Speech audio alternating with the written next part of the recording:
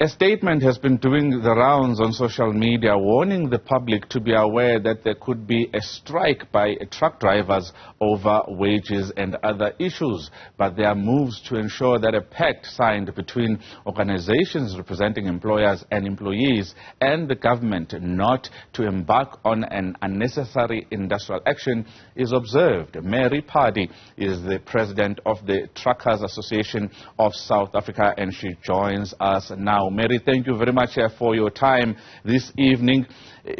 You do not support the cause for such a strike, but what can you tell us? What do we know about the demands that have been made by other truck driving organizations related to a possible strike later this month? Look, it is a serious concern because, the economy at the moment is not going, and, operators are bleeding. What we know is that they have raised a few issues, and one of those issues is the issue that the task team is failing them. And another thing is that, their proposal that a drive cam, which are the cameras that we install on the cab of a truck, must be removed. And one of the things there, it was the issue of the labor broker to be scrapped. That's one of them, and the issue of the salary increase. But what is crucial and what we understand that they have a problem with is the issue of the foreign truck drivers, because they are saying that the task team process has been very slow since we've signed last year, June. What are your personal reasons as the Truckers Association for not supporting this particular strike, besides the fact that South Africa is in an economic slowdown at the moment, and we've seen similar strikes in the past, as early as 2021, over similar issues having a really bad impact on the economy? Look, the thing is we need to realize that the issue of the load shedding is delaying the process of the loading and the offloading of any product. And secondly, the issue of the fuel price hike that is there currently is not dropping, and it is really affecting operators. So those are the reasons why, as the association, we are saying that this strike is going to cause more problems. And beyond that, we didn't want to see the strike after, the task team engagement, where we would want to reach out to the truck drivers to say, how do we find a common goal to fulfill any challenges that they have or the concerns that they are raising in the public.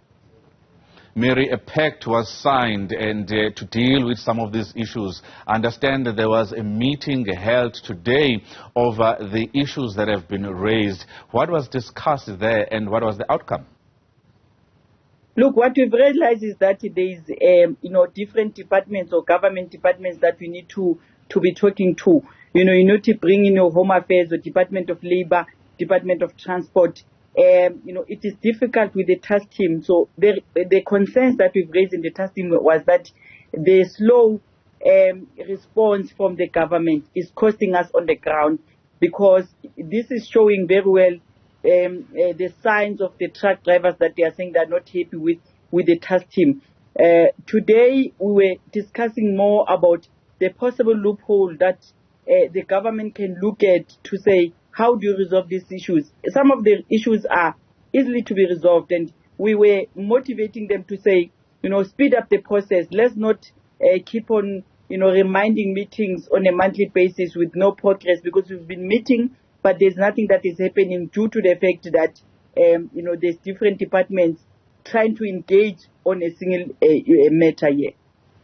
Let's talk about the possibility of a strike, wildcat strikes actually taking place that are not sanctioned by the various associations and bodies. With your experience and in your experience, how high is the possibility that we could see sporadic strikes on the N3 or the N1 really disrupting traffic in order for these associations having their way or getting their way? Look, the strike, coming from the freight industry, it's a serious concern, because here we are dealing with with a heavy-duty vehicle. It's not a small vehicle, and we don't know the approach that the truck drivers are going to use now. But blocking a road to the truck, it means that there is no access for the society to go to the nearest hospital. Some of the people are going to school, so there are so many things that are included there. So the challenge is that it will not only affect the economy, but it's going to affect the public out there.